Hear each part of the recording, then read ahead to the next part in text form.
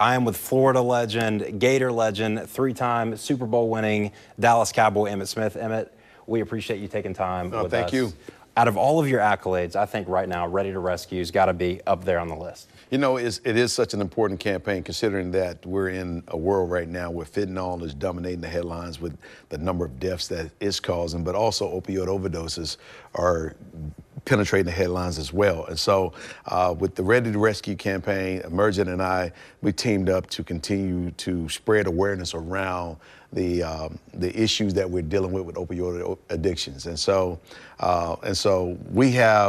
we'll be tailgating tomorrow at the Gator A&M game tomorrow just to continue to spread the good news about Narcan nasal spray, how you can use it, and how it can actually save a person's life if we find somebody non-responsive. When you're going to these tailgates and you're approached by these people, is there anything that sticks out to you about their knowledge or lack of knowledge? Probably the lack of knowledge, but then I'm running across a number of people that says, thank you. Thank you for doing this, because someone that they've known or have known have suffered from an opioid overdose. Either they've lost their life or they just suffered from an opioid overdose. Yeah. And a lot of people are understanding how the importance of Narcan nasal spray and how it can actually save a person's life. Now, there's some folks that just walk by like, I'm not on drugs, so I'm not gonna worry about that. Doesn't apply to me. It doesn't apply to me, but until you need it. Nothing ever applies to anyone until they find themselves in a situation where they wish they would have took the time just to learn a 30-second pitch on how they can actually save a person's life. All right, so I see someone who's struggling. Maybe they're going through an overdose. I slide this in front of you. What do you do? Well, the method is lay, spray, and stay. You lay a person down gently. You pull out your Narcan nasal spray out of this. You insert the nostril piece into the nostril. Squeeze the backside, and in the spray goes. And if you need to get two, you get two of these and do it in the other nostril as well. Make the phone call to 911 and wait. Gotcha. Lay, spray, and stay. Lay, spray, and stay. And since we're mentioning that, let's go ahead and cue up that video of a good demonstration of Emmitt doing that. So these are your important steps: laying, spraying. I think staying is really important because the percentages show that somewhere around 40% of people who are ODing, there is someone present. Right. And if someone is present, they need to have this. If you're present and you don't have this, time is of the essence. The quicker you can get a responder there to help, the better off you are. But the minute you actually insert this, you're buying more time for the person that's in need. And that's the key, is buying that extra time to allow the EMTs to get there to do what they do best. Absolutely. Was there a time in your life, after observing teammates or family members going through it, that you said, hey, this is something I need to get involved with? Well, when I was approached by Emergent to do this, the first thing I thought about was one of my former teammates who passed from a drug overdose. And matter of fact, I probably had two of them. And then I thought about my sister-in-law who was dealing with stage 4 colon cancer. She accidentally overdosed on some of her pain medication. Oh, no. And so, but we were able to get her help in time. But to see her go through that was a clear reminder of what someone could actually go through. Then you start reading about celebrities all across the board that are losing their lives because of fentanyl and everything else being laced in some other stuff that they were doing. And these things, this right here could have been one thing that could have actually perhaps helped them, prolong the opportunity for someone to come and save them. And so this is really what prompted me to say, you know what, yes, I can get behind this. I can help push this and spread more awareness around this epidemic. But the overall arching thing, it needs to go to a higher level on a national basis, because if you're ready, you don't have to get ready. If you stay ready, you don't have to get ready. And that's one of the things that we also use. You know, in the game of football, you have to be ready. You have to be in shape all the time. So you try to stay in shape because it's easier to stay in shape than it is to get into shape. 100%. So if you stay ready, you don't have to get ready. How do I get some of that? You can get it over the counter. You can go to your local drugstore and get it. You can order it from Amazon online.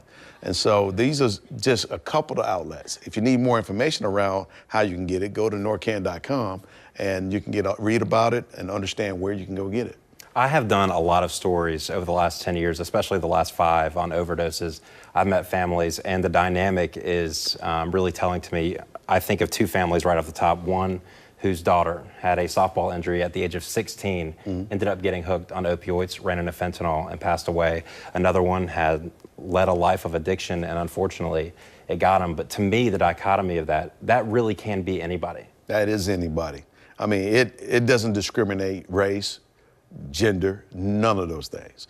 And fentanyl, if laced in the wrong product or spread in the air, period, it can create a significant issue for the people that's around it. So I think too, if you've observed teammates or other people have observed teammates with fentanyl on the rise, the margin of error there is so thin now. I agree 100%. And so the risk factors, this right here helped reduce some of the risk factors. And even though the margins are very razor thin, but this right here can help reduce some of the risk factors. I don't know if you caught, we did a broadcast in June, and then this month, there was a 7-month-old baby that JSO responded to and JSO Fire and Rescue responded to. All of the first responders were awarded because they administered Narcan to a baby that had just brushed in to fentanyl. Wow. I mean, I think that speaks to that it can be anybody, but fentanyl is so present. And this really, it may even take 2 of these sometimes with whomever it is. Correct. So, I mean, you think one can do the trick, but to be prepared, take 2. Why not? I mean, put it in your purse, put it in your locker, put it in your first aid kit at home. Make sure that the people at your home know exactly what some of these things are, because, again, you never know who's bringing things into your house. We all want to trust the folks that we've been around. We all think we know everybody. But some people have dark sides of their lives that we may not be aware of. And so just being prepared is really the key to a lot of things in life. And so, and that's what we're trying to do, just spread more awareness around Narcan nasal spray and how it can actually impact another person's life and how you can impact another person's life. Everybody has a chance to save someone if you're ready. Yeah. And so we're just trying to get everybody equipped and get them ready for any opportunity to step in and save another person's life. Man, what would you say to somebody who is struggling and it hasn't got to this? They haven't had to be Narcan, but getting help. I would just say go seek help from your local rehab place. Yeah. Make up your mind that you want to change. First and foremost, I think a lot of it begins in the mind. I really want to change. I really want to understand what I'm dealing with. And once you put that out in the air, then I think you need to get the right resources around you. Like I said, you can go to Narcan.com. They can give you a lot of information around how you can go and get help, who might be able to help you, and get you on a path of recovery, if you will. When you saw teammates struggling, was there something that you were observing without maybe the knowledge that you have now? Well, first of all, you hardly ever see people struggling. Yeah. I mean, you know, some folks may have an addiction to a drug, et cetera, et cetera. You can see that. Guys getting suspended. You know that they have addiction to whether it's marijuana or it could have been cocaine, could have been anything.